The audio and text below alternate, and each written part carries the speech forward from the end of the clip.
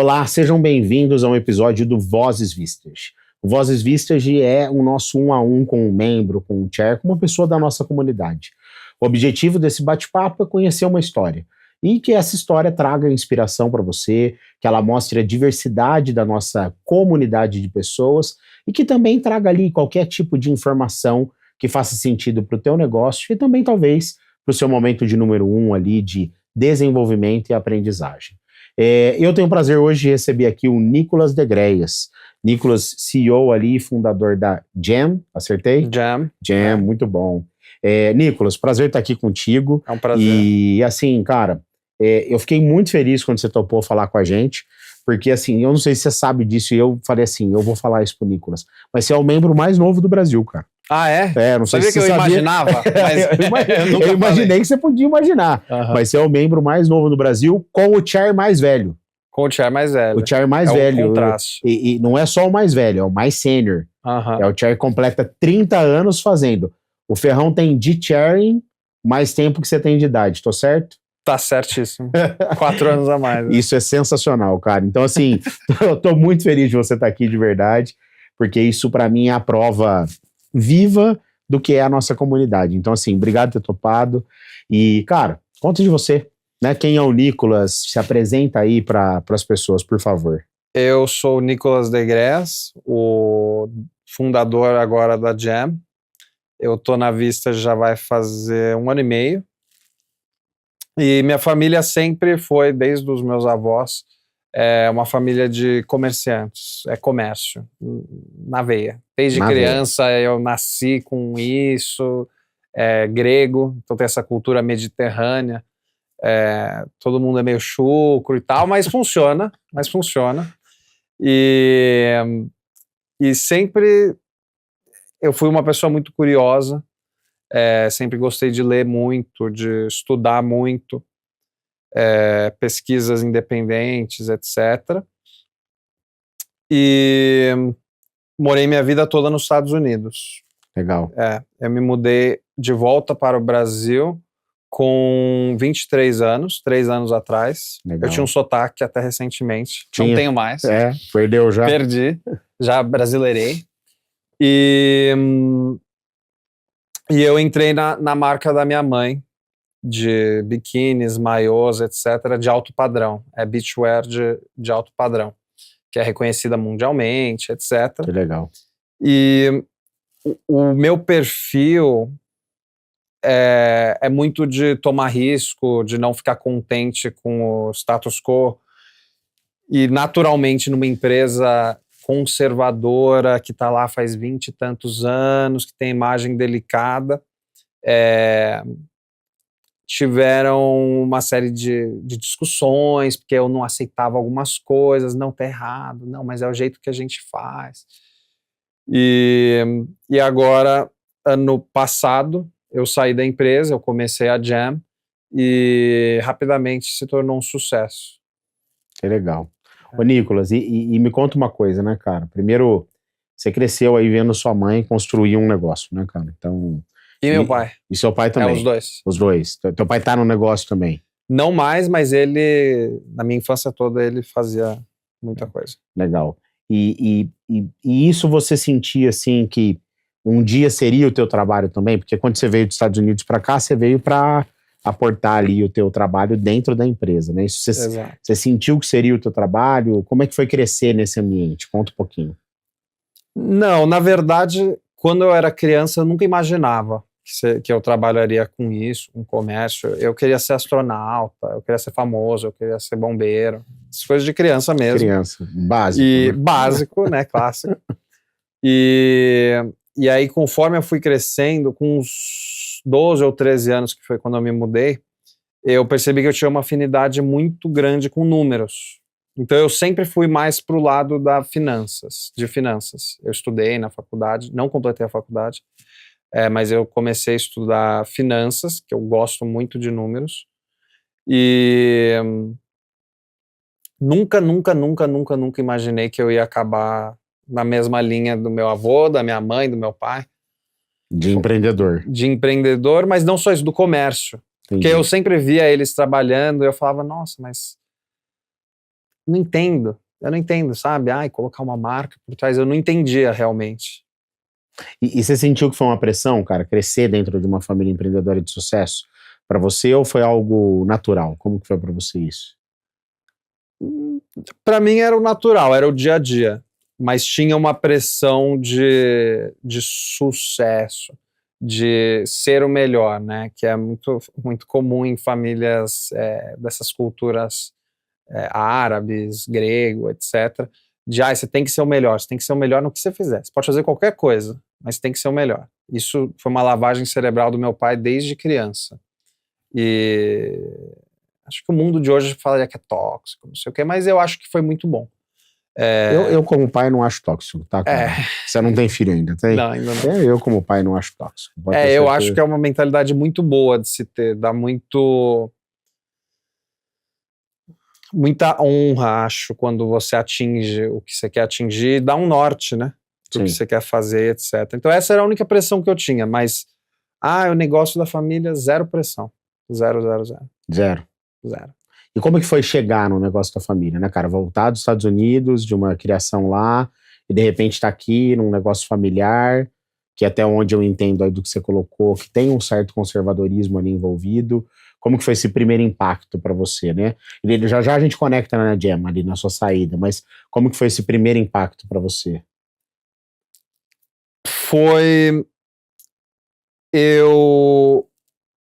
Sinceramente, eu era bem criança ainda. Acho que nesses últimos 3 anos eu amadureci muito, né? Porque não foi só uma mudança de trabalho e de parar a escola, etc. Mas eu comecei a morar sozinho, etc. Foi uma mudança geral da minha vida. Muito, muito maduro da tua parte compartilhar isso, cara. Inclusive eu vim pro Brasil porque eu queria morar sozinho, eu queria me ferrar. Você queria se desenvolver. Exato, eu queria me desenvolver. Mesma coisa do que se ferrar, né? Sim. Português, claro, é se ferrar. Mas na minha cabeça, quando eu me mudei, eu achei e decidi que ia entrar na empresa da minha família. Eu tinha acabado de completar um estágio numa empresa de Nova York na área de mercados capitais. Então eu já estava me achando o cara, né? 22 anos. Nossa, todo mundo passou por isso, fica tranquilo. Me achava o cara. Eu falei, bem, eu vou chegar lá, todo mundo lá tá no varejo, tá no comércio. Sim. E eu vim de finanças. De Nova York, todo mundo vai me ouvir, né? de Nova York, porque o estágio de Nova York é difícil. Claro. De Nova York, todo mundo vai me ouvir, não sei o quê. Não é assim que o mundo funciona. E eu não sabia o que eu estava fazendo também. É uma área totalmente nova para mim. Então, por 6 meses, mais ou menos, eu não tinha uma função definida dentro da empresa. Que também foi, acho que um ponto importante, porque eu, com a minha curiosidade, acabei vendo um pouquinho de tudo. Como que funciona isso? Por que a gente faz isso desse jeito? A gente tem a fábrica, mas por que a gente tem a fábrica? Porque precisa ter a fábrica? E o marketing, e o online, e não sei o quê. E foi muito difícil de eu, sozinho, encontrar uma área dentro da empresa que eu gostasse, né? Mas as minhas expectativas eram outras. Eu achei que eu ia sentar lá e eu já ia saber o que ia fazer. Não aconteceu isso. Foram 6 meses, acho que um pouco mais até, quando eu me identifiquei muito com uma pessoa na empresa. E acho que ela viu que tinha uma coisa em particular que a gente estava fazendo muito errado, e ela falou, deixa eu falar com o filho do dono, porque ele vai ter mais punch do que eu para fazer alguma mudança. Para subir isso, né, para mudar. E aí eu sentei com ela, era uma coisa realmente muito numérica. Daí eu falei, nossa, você tá muito certo, tá totalmente errado isso. E aí isso era gestão de demanda, programação de produção. No caso era quantos de cada SKU nós vamos produzir, nós vamos vender.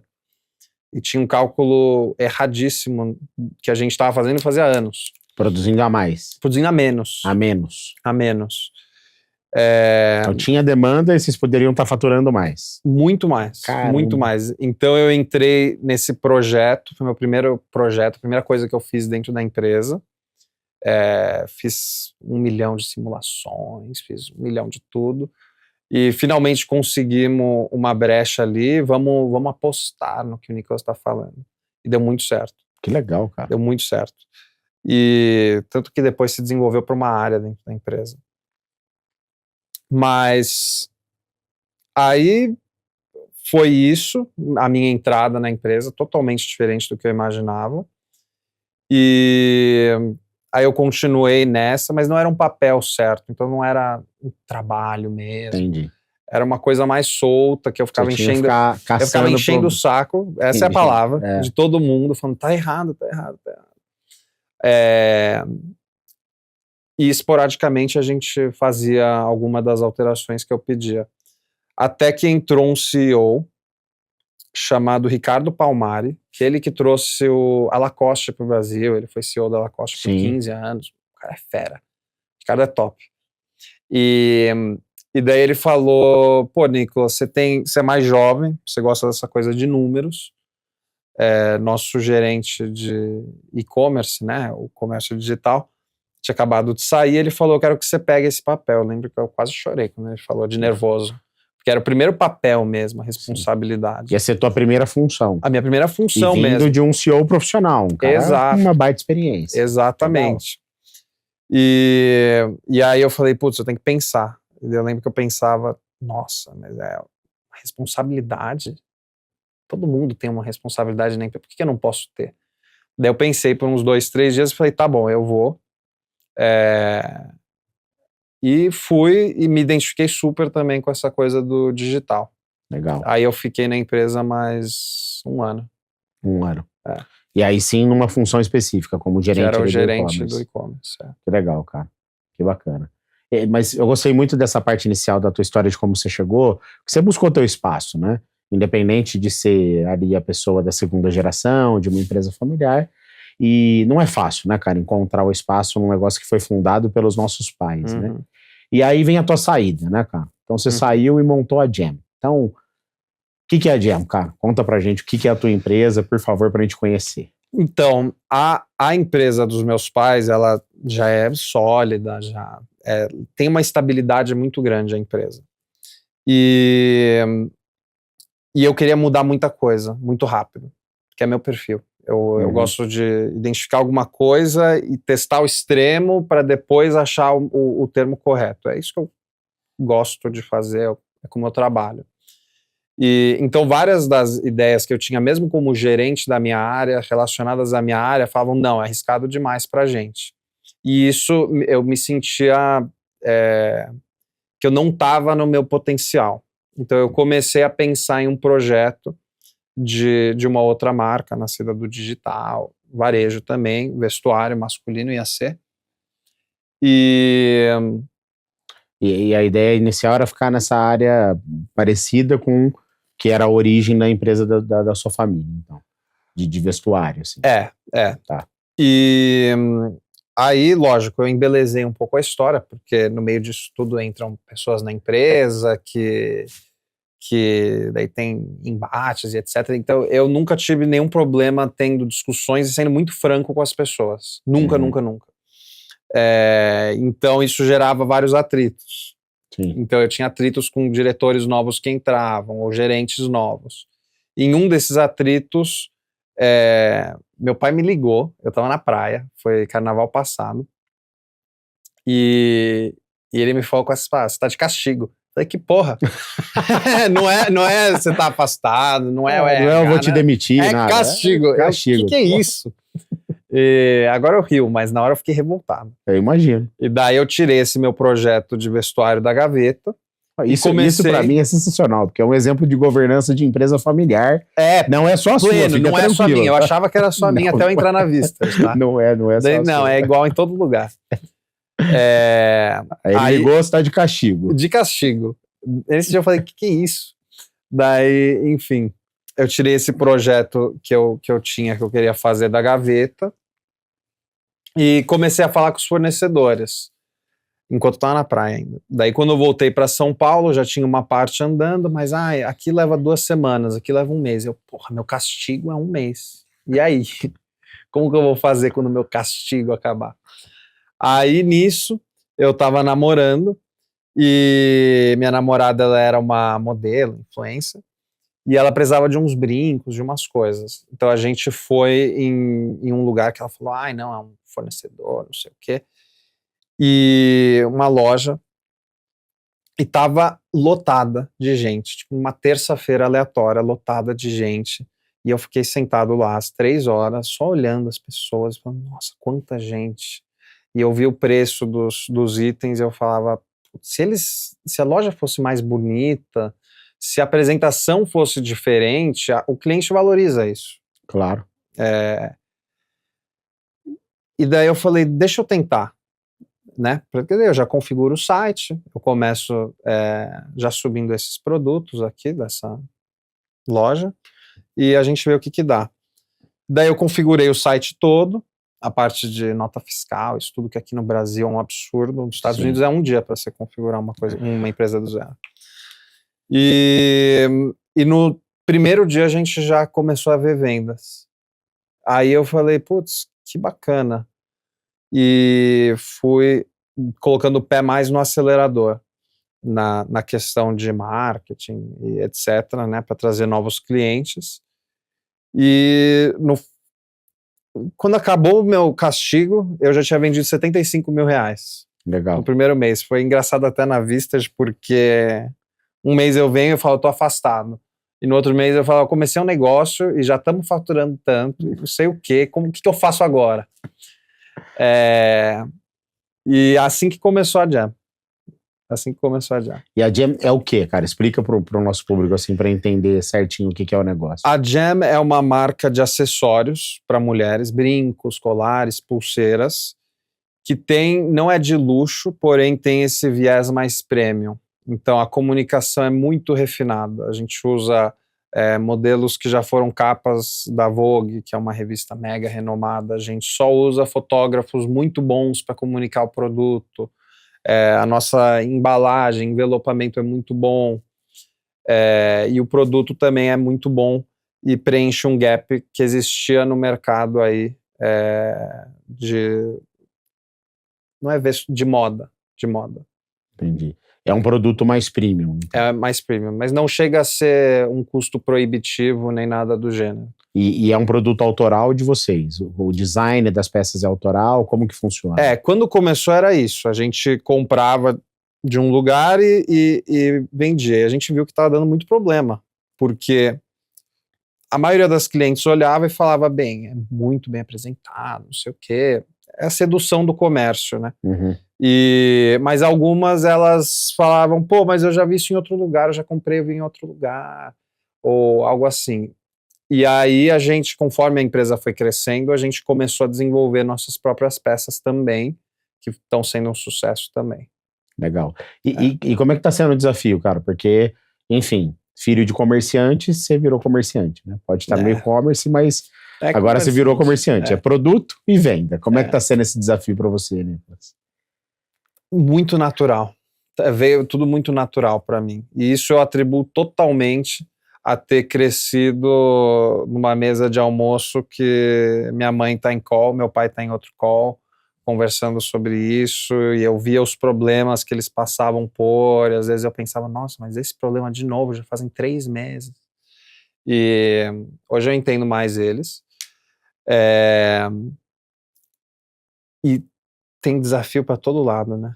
Sim, sim. E você tá falando, eu tô me colocando aqui no lugar de pai. Eu tenho uma filha de 7 anos e é bem comum, ontem ela falou isso, é bem comum no jantar, assim, que jantar e café da manhã acaba sendo as únicas 2 refeições que a gente consegue fazer junto em casa, família, quando consegue fazer as 2, né?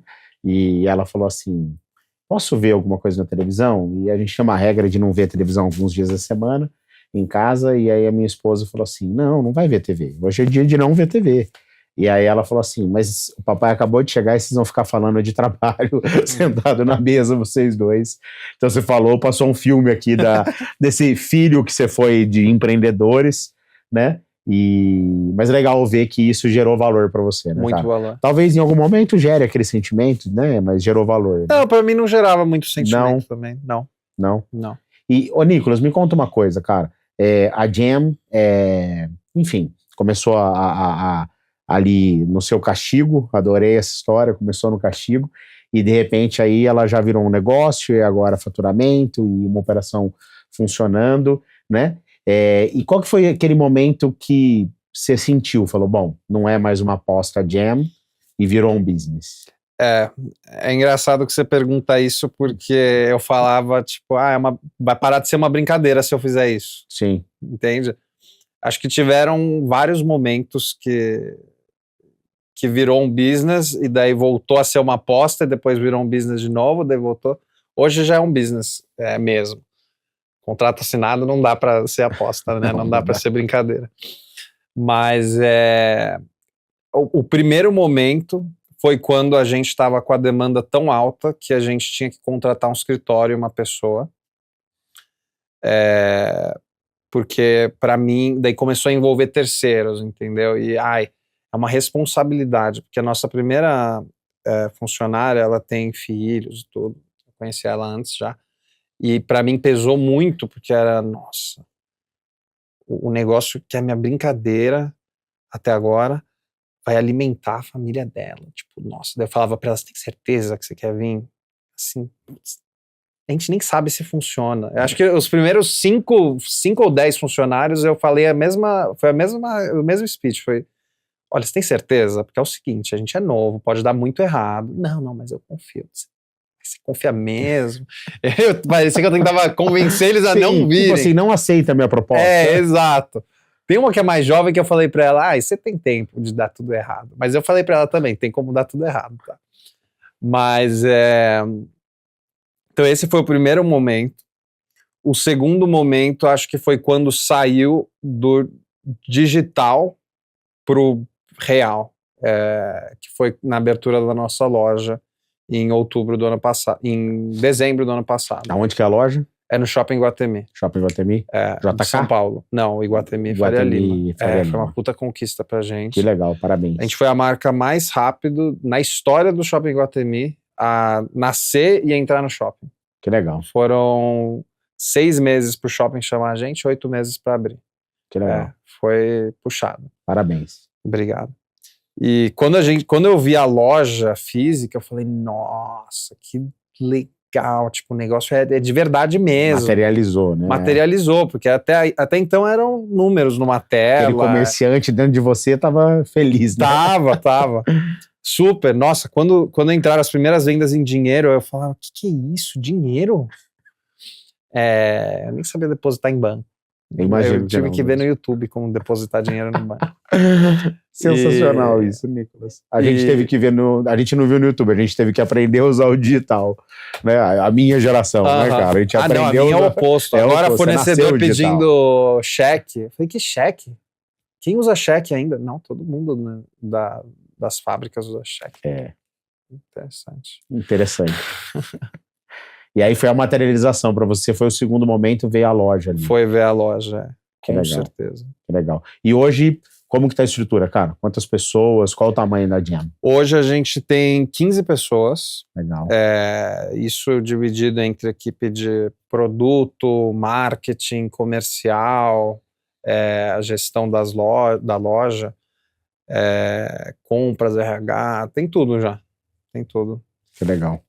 Ô, Nicolas, e me conta uma coisa agora, conectando aqui ao nosso ambiente da Vistage, né, cara? Como que você enxerga o grupo nessa jornada de transição da tua vida empreendedora? Né, que você veio com um objetivo, né, e nesse último 1 ano e meio aí, você passou por uma baita de uma transição. E como que você enxerga o papel do grupo? E eu queria ouvir de você, porque eu acho que é importante. Como que você enxerga o papel do teu chair, né, cara?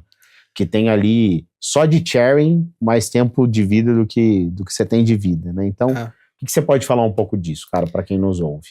O Ferrão, que é o meu chair, ele é um cara extremamente sábio.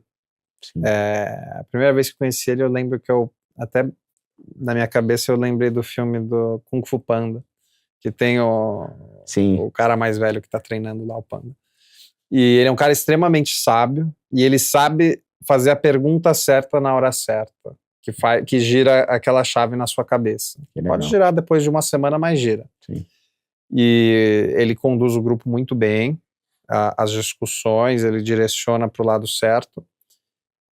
Mas o grupo como um todo, eu diria que foi extremamente importante, porque eu ia lá, foram acho que só 4 meses deu no grupo e na empresa dos meus pais, né? Tá. Porque eu ia lá e eu falava das minhas frustrações, e o que eles me falavam era, é assim em todo lugar, toda empresa familiar é isso, se você não gosta, se você não consegue, então sai, não é sua. Por que você quer fazer do seu jeito se não é sua? Vai montar a sua. E eu pensava, sabe, a primeira vez que eu ouvi isso, eu falei, nossa, que de cara grosso. A segunda vez eu falei, eles têm um bom ponto. A terceira vez eu falei, eles estão totalmente certos. Então foi lógico, começar uma empresa, tomar um salto assim, não é uma coisa fácil de se fazer, né? Então não dá para atribuir a uma só coisa, mas eu diria que a Vistage foi muito importante, o grupo, para me ajudar, e até hoje é muito importante para me ajudar a tomar decisões, principalmente porque eu sou muito jovem. Sim. E eu acho que é um dos meus pontos fortes, que eu reconheço que eu não sei quase nada. Sim. Então Você tá na tua fala, tá, cara? Parabéns por isso, de verdade. O grupo é quase que um conselho da Jam, porque acho que é muito curioso para eles, né?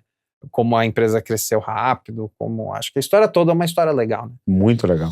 E então todos os meses a gente tem discussões assim grandes sobre a Jam, o que está acontecendo, o que não está, o que eu estou fazendo certo, o que eu estou fazendo errado. O grupo é extremamente valioso. E conscientemente eu não tenho só o grupo como esse meu essa minha assessoria. Eu falo que é minha assessoria. Sim. Eu tenho um psiquiatra focado em o portfólio dele inteiro é empresários, né? Então ele me ajuda muito com ele que me indicou na Vistage. Que legal. Ele me ajuda com muitas coisas, me ajuda a deixar o pé no chão também, que às vezes o pessoal da Vistage não ajuda. Às vezes eles falam, não, o pé tem que ir no peito. Porque é um conselho de pares, né? Então eles estão te falando mais o que eles fariam do que o que você deveria fazer. Exatamente, né? Exatamente. E tem uma série de parceiros que sabem muito mais do que eu sobre áreas específicas, e meu trabalho é só conectar uma coisa com a outra. É isso que eu enxergo, né? Que é meu trabalho como dono da Jam. Ô Nicolas, bom, você tocou aqui de uma maneira muito franca e honesta sobre essa história sua, e eu queria saber uma coisa que eu acho que é importante nessa história, né?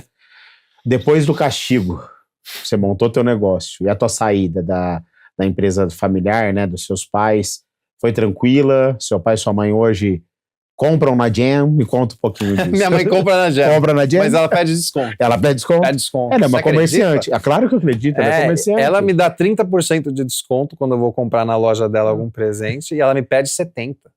Mãe, ué. Complicado. Mas eu não contei pra eles no começo. Ok. Tá? Eu saí da empresa e falei, já que eu tô de castigo, não vou contar nada. Exato. Eu tava meio mordido ainda. Não sei o que eu vou fazer, mas a dinâmica não tá legal. E nisso, meu celular apitando, porque toda venda que acontece apita meu celular. Nisso, meu celular apitando o dia inteiro, né? Aí, depois de... Putz, foi difícil de eu ter a coragem de falar pra eles, sabia? Foi muito difícil. Acho que levou 4 meses depois que eu comecei a empresa, que eu tive a coragem de falar pra eles, olha, eu tô com uma empresa, porque eu não sabia a reação. Eu não sabia se eles iam ver como uma traição. Você saiu da empresa da família ou se eles iam apoiar e falar, nossa, que legal, não sei o quê. Eu tava morrendo de medo. E naturalmente apoiaram. Acharam super legal. Daí meu pai ele gosta muito de falar o que eu devia fazer, sobretudo. Normal. Pai. Às vezes ele tá certo. Sim. E daí a primeira coisa que eu falei pra ele, eu comecei, tá tendo algumas vendas, nisso a gente já tava faturando 6 dígitos, tava legal já o negócio. Ele, não, olha filho, o importante é você não ter nenhum custo fixo. eu estava dentro do escritório com 5 funcionários.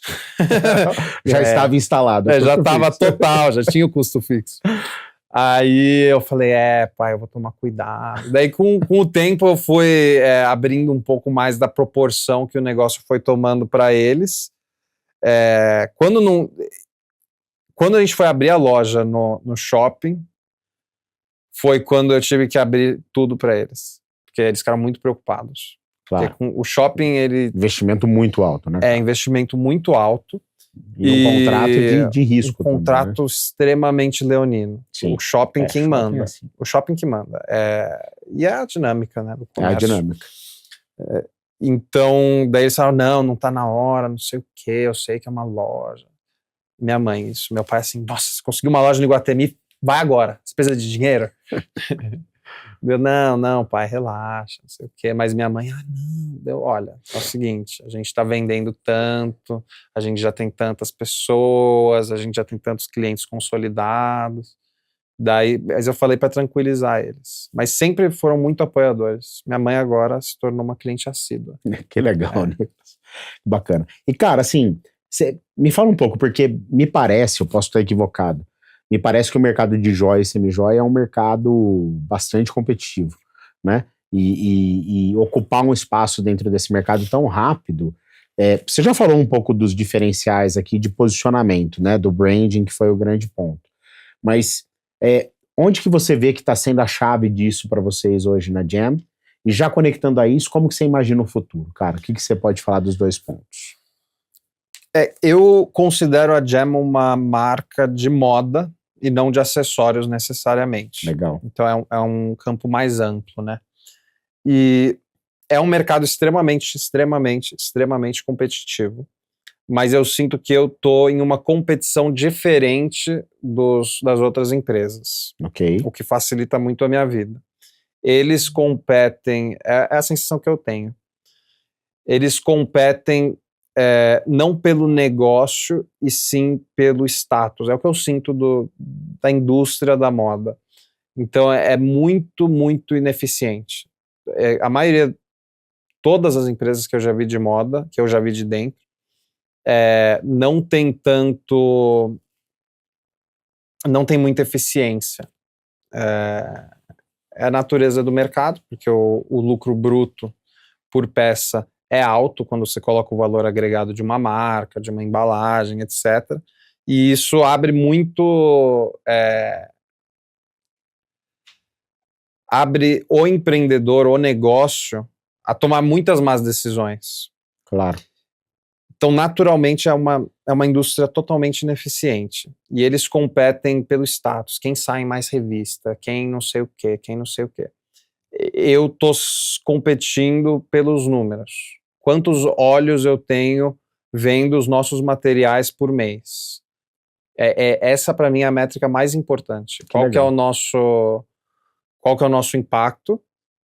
Quantas pessoas, com qual frequência, quanto custa para cada 1.000 pessoas verem a gente, que é um mundo novo, né? É um mundo novo e... É um mundo de atenção, né, cara? É o mundo da atenção, exatamente. Hoje no Brasil, o brasileiro em média passa 4 horas por dia no Instagram. 4 horas. É muita coisa. É 20% do seu tempo acordado. É absurdo. É muita coisa. Então, eu sinto que eu foquei muito nessa parte, foi uma aposta que deu certo. Vamos focar no digital, vamos focar nas métricas e vamos fazer um bom trabalho que naturalmente vai ser um bom resultado. Então vamos focar nas métricas, a gente aumenta as métricas, faz um bom trabalho, não pechincha não tenta pegar o fotógrafo mais barato, a embalagem, não. A gente faz tudo direitinho, a gente nem negocia com alguns fornecedores, a gente nem negocia porque eu sei, já vi muito o behind the scenes, eu sei que eles fazem trabalho de braço curto e tal, então é uma competição difícil, mas eu tô em outra competição do que eles, para resumir. E você imagina o futuro como, cara, olhando para isso? Eu imagino que pessoas com uma mentalidade semelhante à minha, no comércio, principalmente no comércio digital, vão dominar o mercado do varejo. Legal. A gente vê hoje a Arezzo, que é uma gigante, você vê as ações deles e está caindo cada vez mais.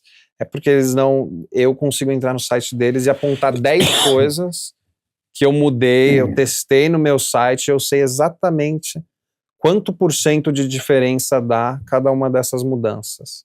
E eles não têm. Uma empresa multibilionária não tem. E eu, sem experiência, porque minha experiência em e-commerce é 2 anos hoje. Sim. Eu sem experiência, sem nada, usando lógica e dados, consigo... Eu sei que a meta deles de Black Friday eu bati quando eu estava na Adriana de Graça.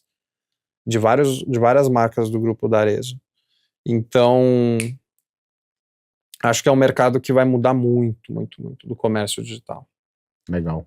Eu vejo uma tendência, não sei o que você acha disso, mas assim, acho que o digital em si, como um todo em geral, vai virar a nova televisão, né, cara? Em custo também, né? Porque tá cada vez mais caro, né? E essa questão que você falou de métrica, posicionamento, é muito legal, porque às vezes o empresário fica muito preso, né, Nicolas? Não, quero ter qualidade daquilo, isso aqui eu posso fragilizar, então você focou, que eu entendi, né? Qualidade de produto, qualidade de embalagem, qualidade de branding e olhar a métrica, né? Se eu não bater, sei lá, 1.000 pessoas hoje que estão olhando meu produto, tá errado, eu tenho que bater 1.000. Exatamente. Por esses canais, né? Exatamente. E isso é muito bacana, eu acho que isso cabe para qualquer setor, né? Cabe para qualquer setor. Aquisição de cliente. Aquisição, né? Você focou na matemática e óbvio, né? Eu acho que você contou aí da tua história, o período do e-commerce dentro da empresa familiar foi muito importante para isso, né, cara? Porque foi aquela gerência de e-commerce lá que o Ricardo, né, que é o CEO, que te deu essa oportunidade. Isso com certeza foi uma boa alavanca aí pro teu conhecimento, né? Fantástico. Para você testar também, né? Uhum. E não testou com o seu dinheiro, né? Não, testei com o dinheiro dos meus pais. E eles ficaram putos. Eles ficaram bravos. Eu errei muito. Nossa, eu errei muito, eu errei grande lá. Eu imagino. Eu imagino, porque você acabou testando com o dinheiro da empresa familiar e depois, na hora que você montou a sua, já tinha testado muito caminho. Né? Exato. Que legal, Nicolas. Ô, Nicolas, e me fala uma coisa, cara. Você é um jovem empreendedor, né? Você tá aí realmente no começo da tua carreira empreendedora. Parabéns por tudo que você tá construindo de verdade. Mas você consegue olhar daqui 10 anos, cara? Daqui 10 anos, o que você gostaria que as pessoas dissessem sobre você como empresário?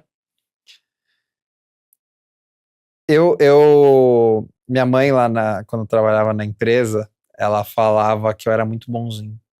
Ok. Ela falava que eu era muito bonzinho. E ela falava como se fosse uma coisa ruim, mas eu sempre levei pro lado o lado positivo da... Então, por exemplo, na minha empresa, eu adoro contratar gente jovem e gente que não tem muita experiência fazendo o que ela vai ser contratada para fazer. Tem que tomar cuidado com isso. Sim. Mas eu adoro fazer isso. Então, hoje a pessoa que é a nossa head de marketing, que gere um orçamento imenso, um ano atrás era uma assistente numa outra marca. Mas a gente viu que ela estudou psicologia, não sei o quê, falou com ela, a gente paga ela bem, tem perspectiva de futuro. A nossa gerente de compras, ela trabalhava em RH antes. A nossa pessoa do atendimento e também faz parte do marketing, ela trabalhava com RH antes também. E todas essas pessoas, eu sou muito flexível com elas. Eu acredito que o salário que eu pago é um bom salário, elas gostam. E eu tento sempre ser muito humano com as pessoas, porque eu acredito que se eu faço um bom trabalho... É uma filosofia minha que o Ricardo, inclusive, que botou na minha cabeça, ele botou forte. Se você faz um bom trabalho, não tem como dar errado. E eu acredito que é a mesma coisa com os colaboradores. Se eu trato todo mundo muito bem e sou flexível com algumas coisas, às vezes a pessoa tem um mau dia, às vezes acontece alguma emergência, tá tudo certo. Eu colho os frutos disso. Todo mundo vai na hora certa, todo mundo vai não sei como vai, o extra mile. Todo mundo faz um pouco a mais do que é o job description. Sim. E eu acho que é uma coisa legal ser lembrado por ser muito humano, por ser uma boa pessoa. e o resto desencadear. Que legal, Nicolas. E, ô Nicolas, eu acho que todos nós empreendedores, e me ponho aqui também, né, a gente tem o lado pessoal, né, cara, ali, que fala muito alto.